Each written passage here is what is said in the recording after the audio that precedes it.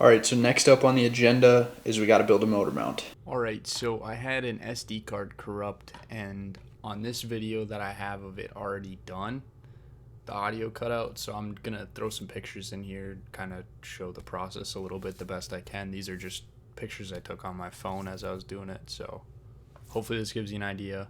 My apologies for the inconvenience.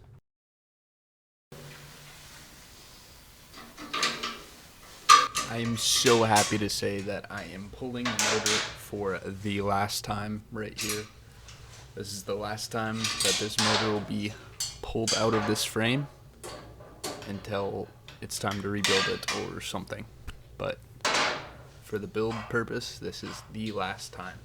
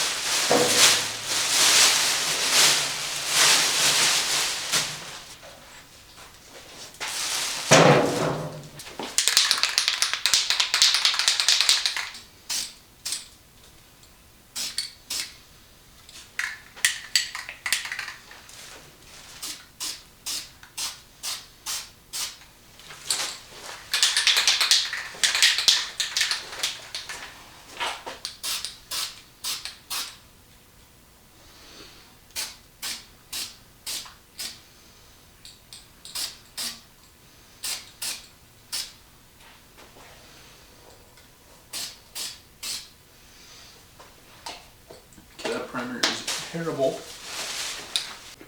Alright, so I've washed the frame, got as much of the grease off as I could. Now I'm going to go around and mask off anywhere that I don't want to paint as good as I can. And then I'll start sanding and give everything a nice scuff up. And then we can get to actually spraying it. I'm just doing a paint match, so it's not like anything crazy. This is just to get me by for this season. I just want it to look halfway decent. You know, obviously I don't want this. So I'm going to try to get it to blend in a little nicer. I'm going to paint from like here, this whole tube, and then this whole tube. So here I'm getting the frame masked off anywhere I don't want to paint. Didn't have to be perfect. I just, especially I don't want to tape like hard lines in it, but there were a couple spots where I did end up with hard lines, so it is what it is. So here I got my little helper. We didn't end up filming a whole lot, but we're getting the frame scuffed up and getting it ready for paint. Alright, so my camera has been being a little turd. I don't know what's going on with it. The mics just randomly cut out, and then it'll just shut off and stop recording. And I won't notice it because I'll be in the middle of doing something. So pretty sure it missed this whole process. This is the base coat for the paint. It is like a sparkly silver. And then this just gets like basically a red tint put over it to make that factory color. Like I said, this is just like a temporary deal. I don't really have time to go take it and get it powder coated and whatnot. Would totally love to get it done with, but for this season, I'm just painting kind of the areas I messed with, just gonna try to blend it in the best I can. All of these seams are at places where you won't really see them, so that is my goal, is to just, put lipstick on the pig.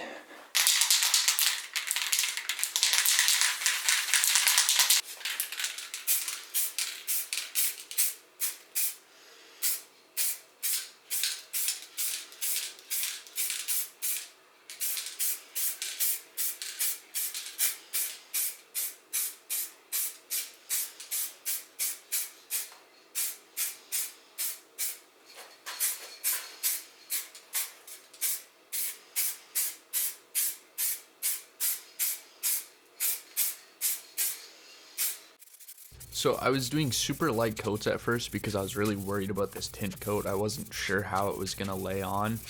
I didn't want to get it too thick and then it be like too deep of a red, if that makes sense. But it was actually pretty smooth, and inconsistencies didn't really matter. It kind of maintained the same color throughout, so turned out pretty good.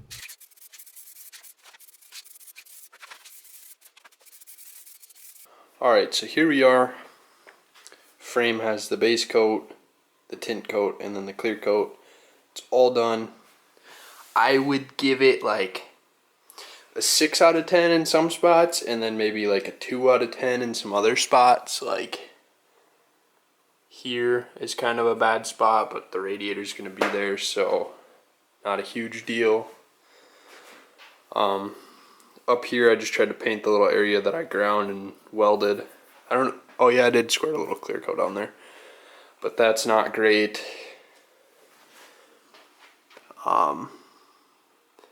There's some bad spots, but for the most part, it's good enough. You know, you got to think, I didn't paint like half this frame, and it's not great. So this is not a permanent fix by any means. This is just a get by, and it looks plenty good for that.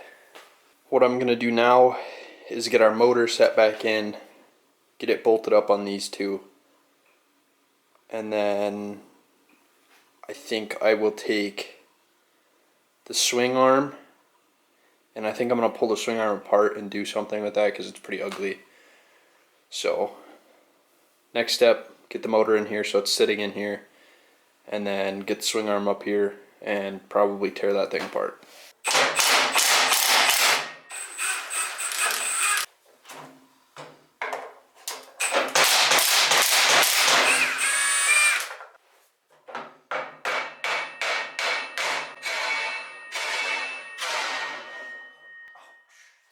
So typically you don't want to take a 32-ounce ball peen to any sort of aluminum or cast parts, but man, this thing was frozen on there. It was the only option I had.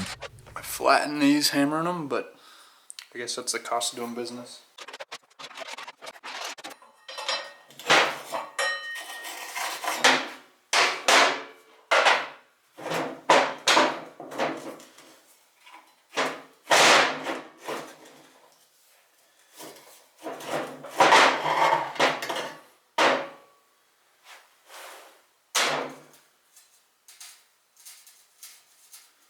Wow, these are rough.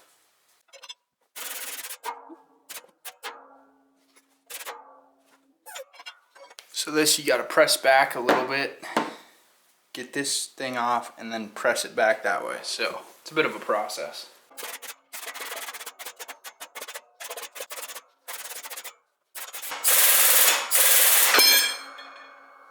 There we go.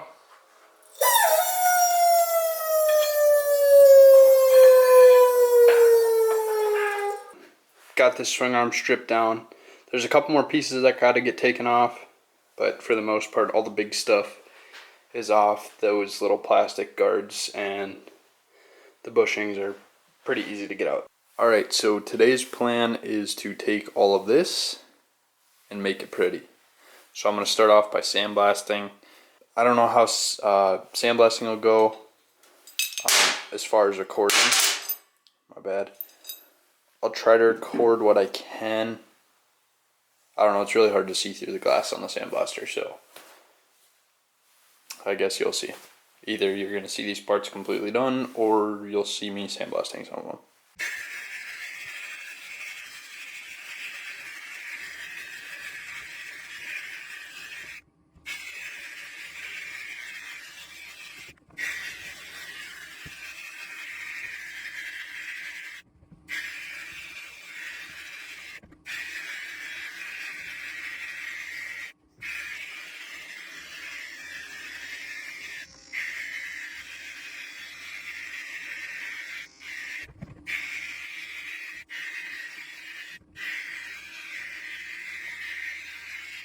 Okay, so now these hubs and this chain tensioner and the sprocket hub are all sandblasted, degreased. Now they're going to go in the oven for an hour gas out at 300 degrees. You may have noticed you didn't see the brake rotor hub. that is because I have to get a new one of those.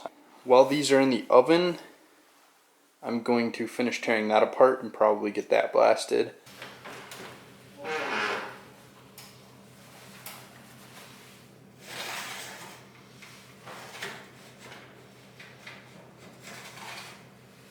I kind of forgot to say what I'm doing. I'm Cerakoting these parts.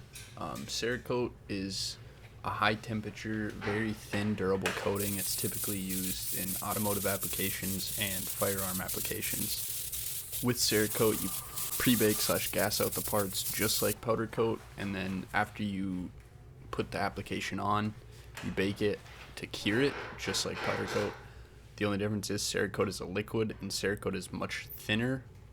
They are both equally about as durable. Cerakote will scratch where powder coat will chip and flake, so that's why I like to use Cerakote over powder coat.